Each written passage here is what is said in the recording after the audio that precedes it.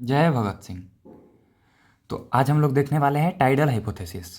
Tidal hypothesis को हम लोग टाइडल हाइपोथेसिस क्यों बोलते हैं, मतलब इस टाइडल हाइपोथेसिस में what do you mean by tidal. तो टाइडल मतलब क्या होता है कि a rhythmic rise and fall of oceanic water is known as tide. मतलब कि ओशियन का जो वाटर है ग्रेविटेशनल पुल की वजह से ऊपर की तरफ जाता है, राइज करता है। देन कुछ समय बाद जब ग्रेविटेशनल पुल ख़त्म हो जाता है तो वो नीचे की तरफ फॉल कर जाता है, और इसी rhythmic rise and fall of oceanic water को हम लोग जानते हैं टाइड के नाम से। तो कुछ इसी प्रकार टाइडल हाइपोथेसिस में भी हम लोग को राइज एंड फॉल देखने के लिए मिलेगा, मटेरियल्स का, पार्टिकल्स का, इसीलिए इसको बोलते हैं टाइडल हाइपोथेसिस।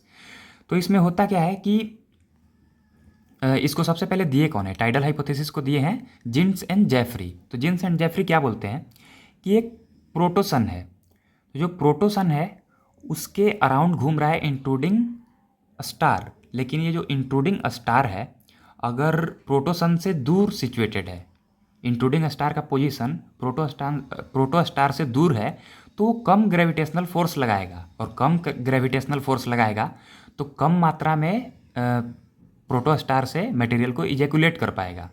और जैसे जैसे इंट्रूडिंग स्टार प्रोटोस्टार के पास आता जाएगा तो ज़्यादा ग्रेविटेशनल फोर्स लगाएगा, और उसकी वजह से वो ज़्यादा मटेरियल को इजैकुलेट कर पाएगा। तो हम लोग इसको अच्छे से समझने के लिए इंट्रूडिंग स्टार के 5 पोजीशन को देख लेते हैं। पोजीशन 1, 2, 3, 4, 5।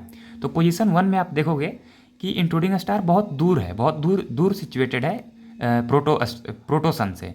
तो इसलिए जो ग्रेविटेशनल फोर्स है बहुत कम लगा रहा है, इसलिए बहुत छोटा सा इजैकुलेटेड मटेरियल बाहर निकल रहा है प्रोटोसन से। देन पोजीशन 2 में देखिएगा थोड़ा पास है, तो gravitational force in comparison to थोड़ा ज़्यादा है, तो इसलिए ज़्यादा ये पार्टिकल को अपनी तरफ अट्रैक्ट कर रहा है। देन वैसे ही पोजीशन 3 में देखिए बहुत ज़्यादा इजैकुलेट कर रहा है मटेरियल को। देन वैसे ही पोजीशन 4 में और ज़्यादा। फिर पोजीशन 5 आते आते फिर वो धीरे धीरे डिक्रीज होता जाएगा, क्योंकि इंट्रूडिंग स्टार फिर से ये प्रोटोसन से दूर जाता जा रहा है, तो इसलिए मटेरियल फिर से कम इजैकुलेट करता जाएगा।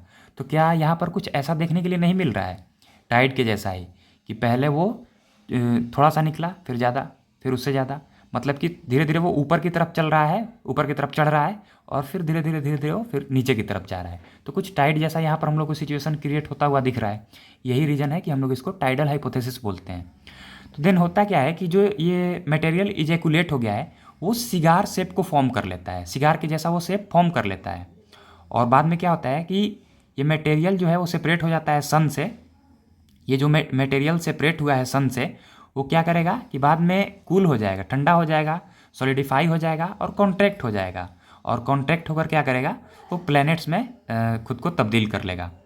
और हम लोग क्या देख रहे थे कि ग्रेविटेशनल चेंज हम लोग को क्यों देखने के लिए मिल रहा था, जैसा कि हम लोग बात किए कि जैसे जैसे हम लोग को डिस्टेंस में चेंज देखने के लिए मिलेगा तो वैसे वैसे हम लोगों को ग्रेविटेशनल चेंज भी देखने के लिए मिलेगा। और ग्रेविटी में अगर चेंज देखने के लिए मिलेगा तो साइज भी वेरी करेगा। जैसा कि हम लोग देखें कि जब दूर था तो कम छोटा साइज था, जैसे जैसे पास आता गया साइज भी बढ़ता गया इजैकुलेटेड मटेरियल का।